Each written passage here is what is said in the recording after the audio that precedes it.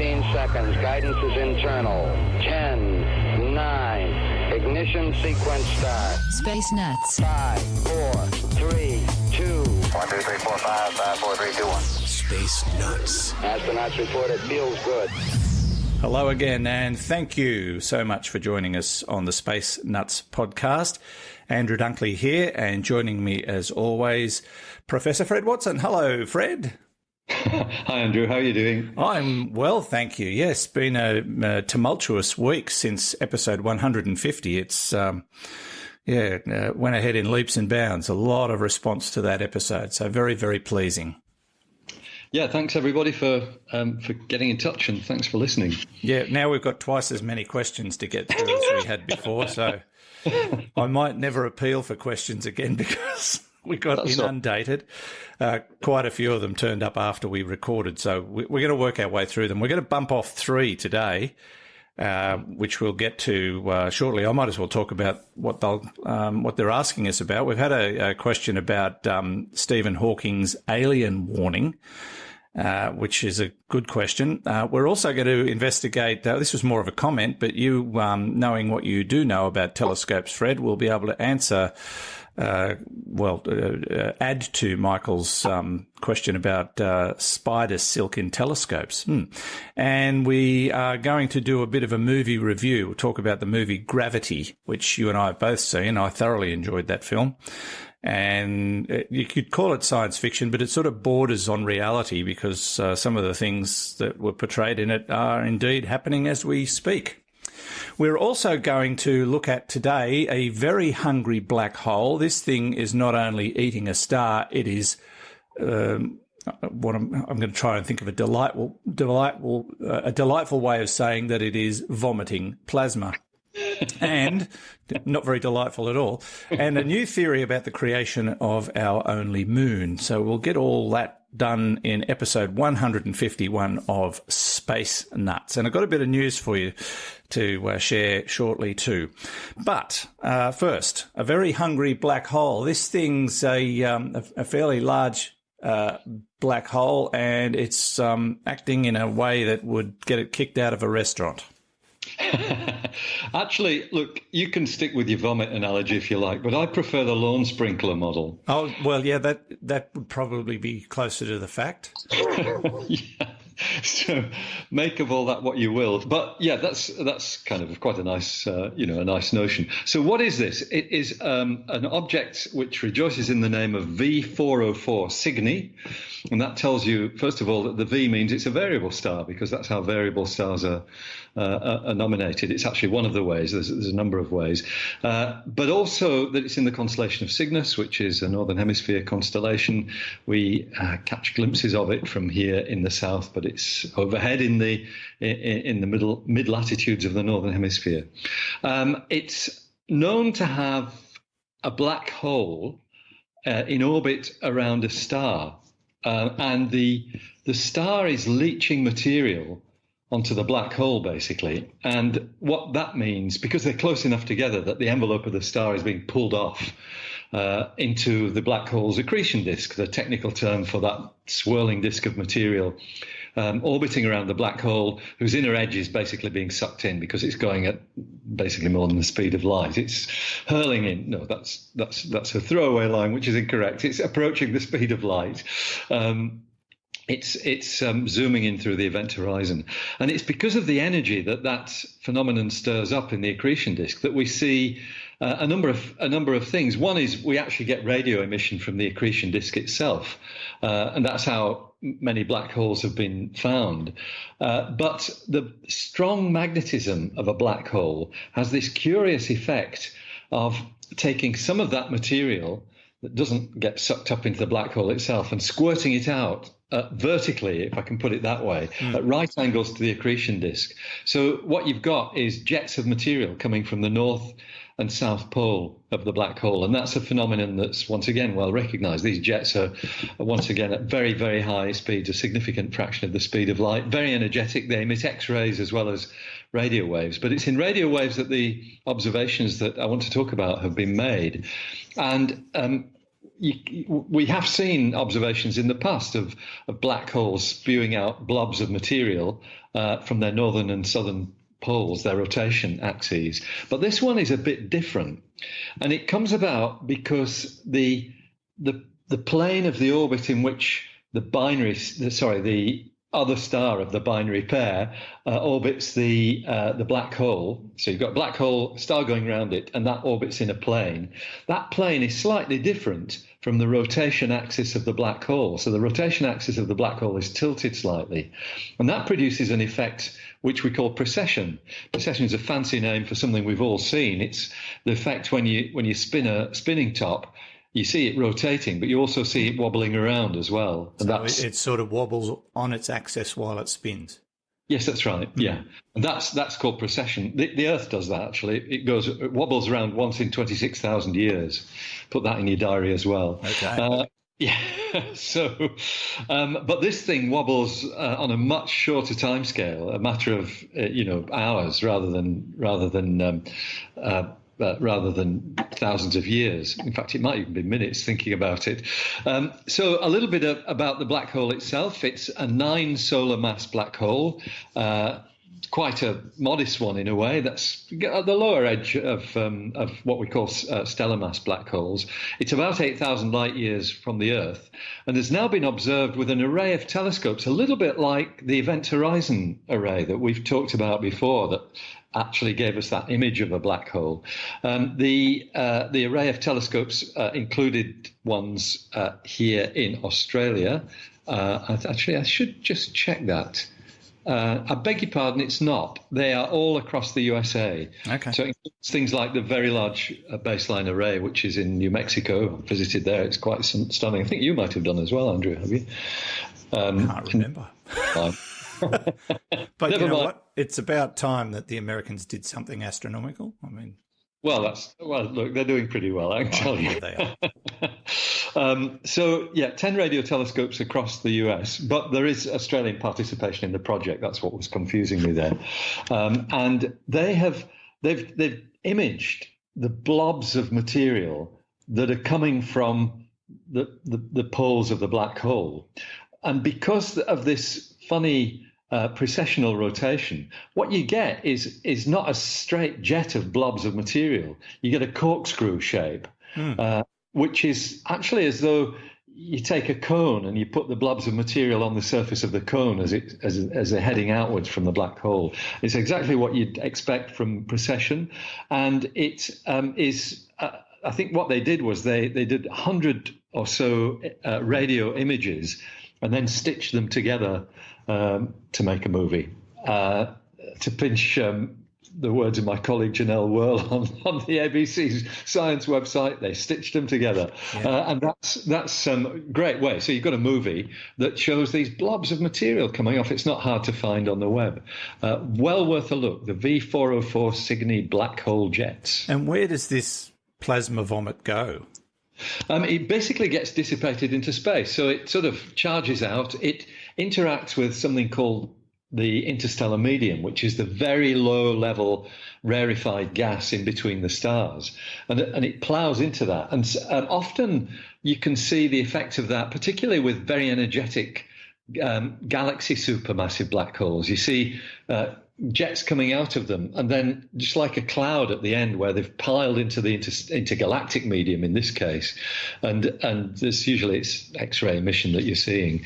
So they grind to a halt eventually, but of course because they're going at a significant fraction of the speed of light, that takes a little while. Yeah. Okay. Now, just one more point, because I'm trying to anticipate potential questions from things we discuss. And at the very beginning, you referred to V404 Cygni, the variable star. Someone, and at this time it'll be me, is going to ask, what is a variable star? Oh, good. Yeah, thank you for that, Andrew, because we use these words glibly, and they're not all that obvious when you haven't thought about it. But a variable star is very simple. It's a star that varies in brightness. And, you know, they were much studied in the 19th century. People categorized them. They realized that once astronomers, once astronomers could actually reasonably accurately measure the brightness of stars, and you can do it actually with visual methods, with visual telescopes. You don't need sensitive electronics or anything. It was really in the 1880s, people started doing it photographically, which was more reliable. But as soon as people did start measuring the brightness of stars, we realized that quite a number of them actually go up and down in brightness, some of them by very dramatic amounts. There's a star called Eta Carini, for example, excuse me, which was virtually invisible for decades or centuries, and then in the 1840s became the second brightest star in the sky. Now has faded away. It's still visible to the naked eye. Goes over our heads once a day in Australia, and is actually the most likely candidate for the next supernova in our own galaxy. It's very unstable. Okay. But yeah, variable stars simply vary in brightness. And that's because of their waning fuel, or all kinds of different phenomena. There are several different reasons. The simplest to understand is what we call eclipsing binaries. If you've got two stars together, which you can't see as two stars separately because they're so far away, one passes in front of another, it will cause a change in the brightness of the pair. Okay, interesting. All right.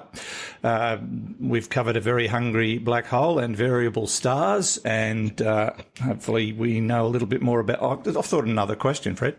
I don't know if anyone would think of this offhand, but do we know... No, let me rephrase. How many black holes are we aware of? I know we've now got a photograph of one, but how many are we aware of? Yeah, so... In terms of what are called stellar mass black holes, I was writing about this quite recently in the new book, so I've got the figures. I think we've got something like 30 that are catalogued, and they're all catalogued because of their effect on their surroundings, usually because of a binary system, a double object system like we've just been talking about. But they're all in our own galaxy. However, there are probably millions of them in the galaxy, in fact. When it comes to the gigantic ones, the supermassive black holes at the centres of galaxies, I think the catalogue is round about 70. But probably all galaxies have them, a supermassive black hole at their centre. And we estimate that there are 2 trillion galaxies in the observable universe. So there's probably quite a few. That's a lot of nothing. Okay. Yeah, that's right. All right. You're listening to Space Nuts with Andrew Dunkley and, of course, Professor Fred Watson. Roger, you're loud and clear here also. Space Nuts. Now, Fred, before we move on to the moon creation theory, you're on a little bit of a sojourn at the moment. Well, it's a working sojourn. It is, yeah. It's very, very busy, but it's brilliant stuff. So I'm at a conference in Kuala Lumpur in Malaysia at the moment. It's a week long, and I won't ask you to guess what kind of conference it is because you'd never get it. It's the annual scientific meeting of the Australian and New Zealand College of Anaesthetists. Oh, right. There are 2,000 anaesthetists here in Kuala Lumpur, and everyone's asleep, as happens at conferences. Well, the thing is, they can put themselves to sleep. Yeah. So what they did, and this has been in my diary for 2 years, and it's a real privilege to be here. They decided to theme their conference at this year's conference on space medicine, and. So there are some amazing people here, but they also wanted an astronomer to, talk about things like Mars and space travel and all that sort of stuff. So I was asked to do 5 talks. I've done 4 of them. As soon as you and I have finished, I'm going to get to work on preparing the 5th, which is actually the closing talk of the conference. So no pressure, but I'm hoping to inspire these 2,000 people to think big. What has inspired me, though, is there's a number of space medical specialists here, including people from NASA, who are very well versed, of course, in how you look after astronauts. And there is indeed an astronaut, Michael Barrett, who has flown twice to the International Space Station. He's not just an astronaut, he's also a doctor. And so he can talk very knowledgeably about, space medicine, and in fact practices it when he's on board the space station. He's the station doctor. Mm-hmm. So look, it's been an absolute privilege to meet these people and interact with them. And it's lovely to find folk who's, you speak the same language as them, because I tend to spend half my life in space anyway, not physically, but certainly mentally. So I'm thrilled to have been able to contribute to the conference, and it's been a great pleasure to be here. It's a bad time because I've got so much else going on at the moment. I expected I'd be able to do stuff while the conference was on because I don't know anything about anesthetics, but all the talks have been so interesting. I talk about sustainability in anesthesia, things of that sort, marvellous stuff. So it's been a very, very good conference. It also reminds me that a while back we got a question from one of our audience members about becoming a NASA doctor. So that would obviously very much interest them. Yeah, fascinating. I just mentioned, Andrew, that it is Space Nuts, the podcast, that got me this gig in the first place. Seriously? Yeah, because one of the leading figures in this conference, Lorna Workman, I met her a couple of years ago, and she told me that Space Nuts got her through her anesthesia degree examinations. So we are useful after all. I'm sure we have to forget. I'm sure it's something I said. Maybe it was you. Yeah. No. Anyway, she was very happy to be a Space Nuts fan. I don't think she is anymore. I think she's probably grown out of it. Maybe just too busy or something like that. No, she did tell me she told me she stores them up to listen to. So that's quite nice. So thank you, Space Nuts, for getting me this gig. Fantastic. We're very popular with airline pilots too, as it turns out. Yeah, we might get some free air travel as well. Working on it. Now, let's get to this new theory about how the moon was created. What's this all about? Well, this is such great news, and unfortunately, it came just a few hours too late for me to incorporate it into my talk on the origin of the moon, which I did here on Tuesday.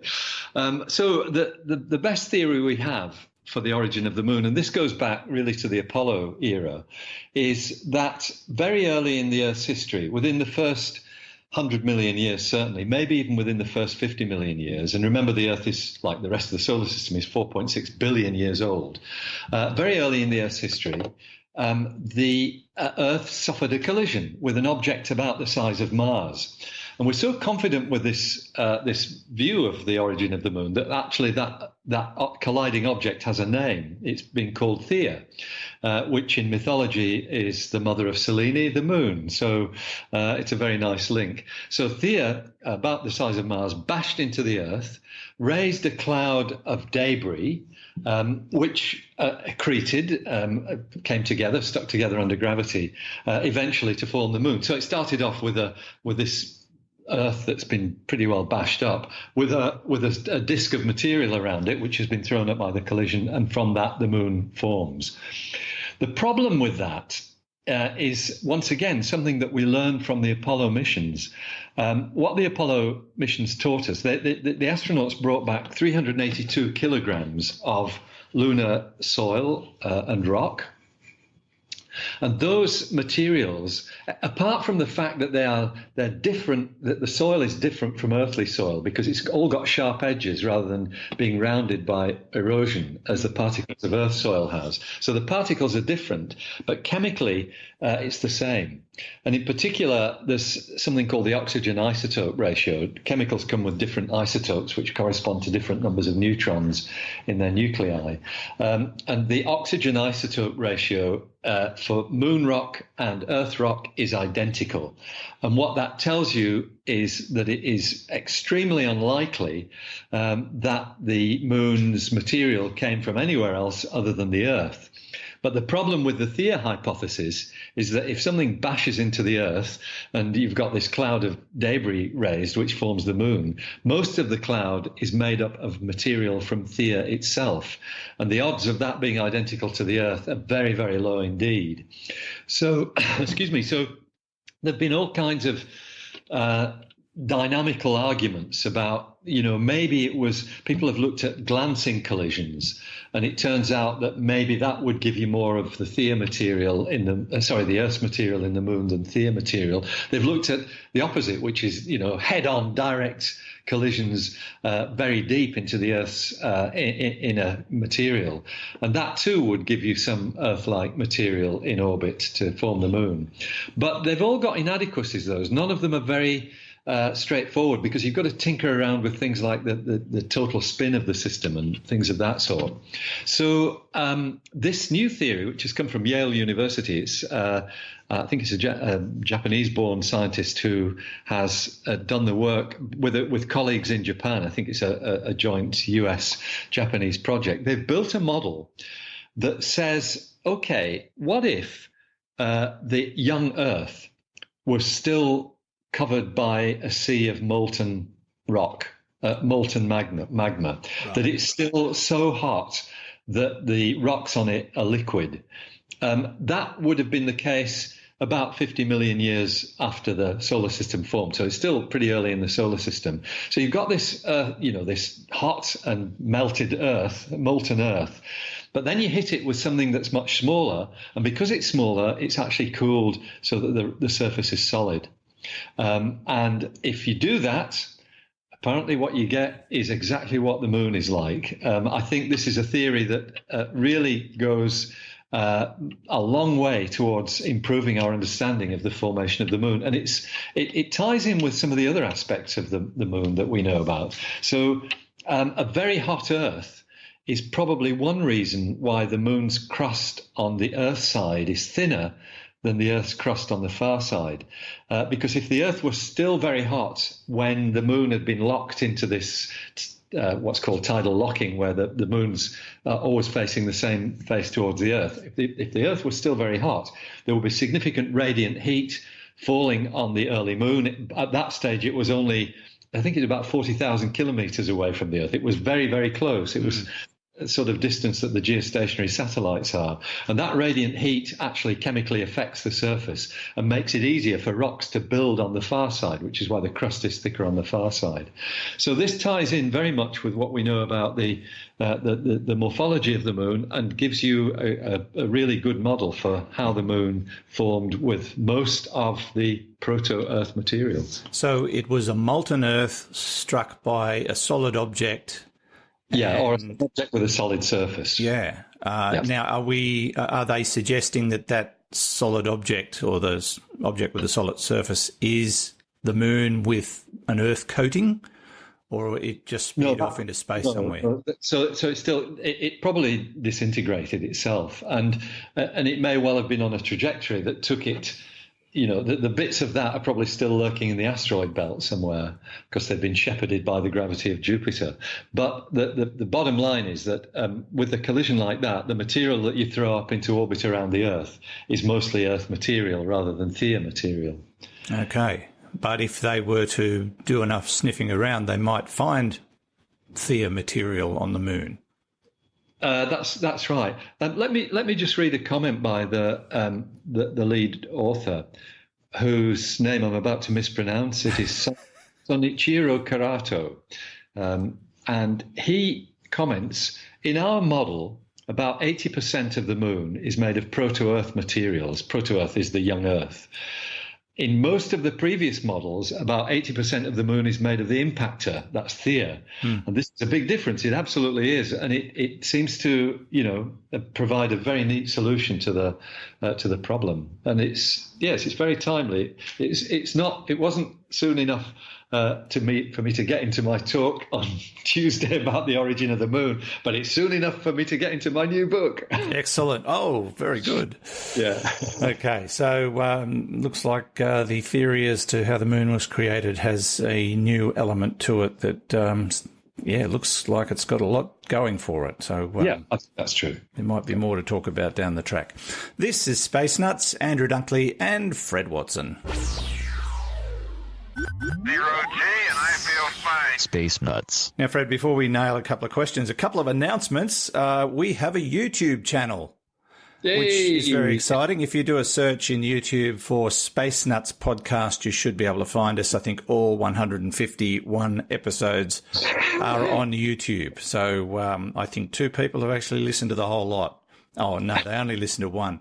But, and that's all that they could handle. That's you and Judy, is it? Yeah, well, that's about right. But yeah, we've got a YouTube channel, so check it out if you're a YouTube user. The other thing that's happened is this has actually come from audience requests. We've had a few people contact us saying, how do I donate to Space Nuts? Because I'd like you guys to get a couple of dollars for what you do. And I didn't have a clue how to do this, so I took it to our producer and he said, I'll check it out. Well, he has, and he has set up a Patreon page for Space Nuts. So you can now go to a website called Patreon, patreon.com/Space Nuts, and you can become a patron of the Space Nuts podcast if you so desire. It's not essential, but we will be sending several thousand invoices very, very soon. But no, there's an option for you if you want to become a patron of Space Nuts, which is lovely. Now, Fred, we've got a question here from Jerry Stone. Hi, lads. I feel like I should be doing that with a Scottish accent. Hey, lads, that's right. Yeah, love the show. Nutty and entertaining, but great insight from the professor. Can't wait for Thursdays to come around. Quick question. What's your view on Stephen Hawking's parting advice to not seek out alien societies, or we might live to regret it, or not live, as the case may be? Hi to Mandu. Cheers from Gary at Manly West. Go the Sea Eagles, by the way, Gary. Yeah, I think it's Jerry, actually. Jerry, is it? Oh, it is too. I've got new glasses. It's my new glasses. Hi, Jerry. I was looking through the foggy part. You have Sorry, to excuse Jerry. But still, go the Sea Eagles. Go the Sea Eagles, that's right. I don't think that'll mean much to many of our listeners, but certainly doesn't mean much to me, I can tell you. Okay, a good question. And so what's my view on it? I think it was absolutely right. First of all, we're not actively seeking out alien civilizations. We've done a few things. Once in a while, we've beamed signals to test out new radio telescopes and sent them off to some place where there might be other planets. We've got 5 spacecraft leaving the solar system with little tokens of humanity on them. But what gives us away, really, is the radio noise that the planet makes because of all the radio communications. We're easily detectable by anybody with the same advanced technology that we've got.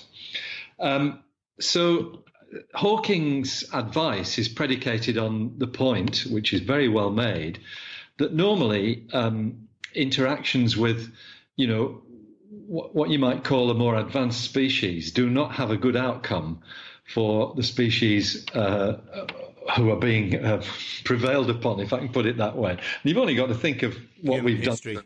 The animal kingdom on the planet and human history, of course. As I think Stephen was quoted as saying, the exploration of North America by Christopher Columbus didn't have a good outcome for the indigenous population. That's exactly true, and we are now all desperately aware of that, and look with regret on the past and wish we had behaved differently. And the same can be said for Australia. The same can be said for South America. Yeah, that's exactly right. The whole world. Yeah. So the point is based on that theme, and it's very well made because the track record for advanced species is not good. I've got a slightly different take on that, though, and you and I have spoken about this before, and that is the growing view among astrobiologists that species like us are probably incredibly rare, which makes things a bit lonely for us. But it does solve the problem. If there's nobody out there, they're not going to eat us. We've got different issues to deal with in terms of the longevity of humanity. But aliens is probably not one of them, because first of all, the distances are huge, but the statistics of life advancing or evolving to species like ourselves, they're not really in our favour. I think we have bucked the trend. We are simply, probably or possibly, freaks in the universe. We're something that has evolved in the universe that was probably very unexpected by whoever put the universe there. Yeah. Oh, look what's happened. Yeah, we're definitely freaks. I'll agree with that. Yeah, especially here on Space Nuts. But so it's good advice, but we're not really doing it. We're not beaming stuff out into space other than the inadvertent leakage of radio waves, which is pretty inevitable. And they dissipate within 50 light years anyway, so beyond that, we're safe. Yeah. And it brings up an interesting point, Fred. My new science fiction novel that I'm currently writing is based on the premise that one species does discover another, and all hell breaks loose. Good, more or less. Well, we might need that as the handbook. So I'm trying to think of a title, but I might call it the Hawking Warning. I don't know. Ooh. Could be worth it. I've got no title. I can't think what to call it yet, but it's early days and I've got a lot of writing to do. Now, moving on, we've got not so much a question, but an observation by Michael Davidson. Oh, thanks for your question, by the way, Jerry. Michael Davidson says a podcast that he's listened to, No Such Thing as Fish, it's called, by QILs, had an article about collecting spider silk for crosshairs for telescopes to pinpoint stars. Very interesting. Now, you know about this. I do, yeah. Because very early in my career, I worked for the Royal Greenwich Observatory, which was Britain's national, or England's national observatory. Scotland also had a national observatory. I've worked at both of them. But by the time I was there in the early 1970s, the Royal Greenwich Observatory wasn't in Greenwich. It moved after the Second World War to a place called Herstmonceux in Sussex, in the south of England. And, of course, that was to get away from the encroaching city lights of London. They went to a dark place 50 miles away. A bit more than 50 miles, actually. It's probably more like 70 or something like that. But deepest Sussex was where the Royal Greenwich Observatory was. And guess what? In deepest Sussex, among the hedgerows, you find perfect spider webs for making telescope crosshairs. Why do you use spider webs? Because they're beautifully uniform and, very fine. They're just fine strands of silk, which have incredible uniformity. And when you put them in the eyepiece of a telescope, which of course magnifies them, they give you exactly what you want, a crosshair in the field of view. And whilst by the 1970s, and I should even say the 1950s, because that's when the move to Herstmonceux took place, photographic techniques were what everybody used for recording images of deep space. There was a section of the observatory which was all about the rotation of the Earth. And special kinds of telescopes were used, which they call transit telescopes or meridian telescopes. They move only in one plane. They're exactly in the north-south plane, and they time stars as they go past as the Earth rotates. And to do that, you need crosshairs. And guess what? They used spider silk for that. That's why even in the 1950s and 60s, astronomers from the Royal Greenwich Observatory went out in the hedgerows of deepest Sussex looking for spider webs. Isn't that amazing? I would never have made that connection. No, that's right. Yeah, that's awesome. I could use some spider web right now because on cue, I'm being hassled by a fly. Yeah, I could see it. Did you see that? Your nose. He just flew past the front of the camera. Go away. We've had some work done at the house, and of course the doors were open for lengthy periods, and because we've had an Indian summer, the flies are still around. Usually they're gone by this time of year because it's too cold, but I'll get this one. You're gone, sunshine. I'll deal with you in a moment. But first, before we do that, we have to deal with one more question. I was looking forward to this question, which is why it's last. This comes from Bill Bullimore. Hello, Bill. And he says, hi, Andrew and the Professor. Reminds me of a movie. In fact, that's what he's talking about. I just wanted to know why so many scientists hate the movie Gravity. I know it's all very unlikely physics, but the premise of the movie is not to perfectly explain space science, but to examine the human spirit. If nothing else, isn't this what all this questioning is about? Look, this movie I have seen a couple of times and I thoroughly enjoyed it. George Clooney and Sandra Bullock. And it's basically about some people who are working on a space shuttle, and I think they're working on a satellite or something to that effect, or a space station, and they basically get caught in a massive orbiting debris which obliterates their spaceship and the satellite. And it's all about trying to survive. And yes, I from my standpoint, I agree with Bill. The science in it is questionable, but the story is more about doing what you need to do to survive. Yeah, exactly. So, in fact, I can concur with all of that, Andrew. I certainly didn't hate Gravity. I thought it was a pretty good movie. The basic premise that there is so much space debris up there and it's a risk to human spaceflight, that is right on the money. They routinely steer especially after what India did the other day. Well, that's exactly right. Yeah, that's right. That's very sad. The basic. Well, I was about to say that often on the International Space Station, the space station's orbit is changed slightly when the ephemeris, that's to say the schedule of things going around in orbit around the Earth, as that schedule shows up things that might conceivably collide with the space station, and this is the known debris, of which there's sort of 25 or 30,000 bits tracked. They move the space station out of the way, so it's absolutely real possibility. And some of the, I think the depiction is really well done of how you deal with zero. Well, it's not zero gravity; it's free fall. You're actually under the Earth's gravity, but because you're moving horizontally so fast, you never fall towards the Earth. So that, I think, was all very well portrayed. The bits where it becomes, fiction rather than fact, are the things that you can easily excuse being altered in the story, and that is the proximity of various different bits of space hardware. For example, I think Chinese space station in it, which happened to be in effectively the same orbit as the space station that these guys were working on. There was something else lurking around. It's just simply not like that in space. These things are all in different orbits. They're thousands and sometimes tens of thousands of kilometers apart.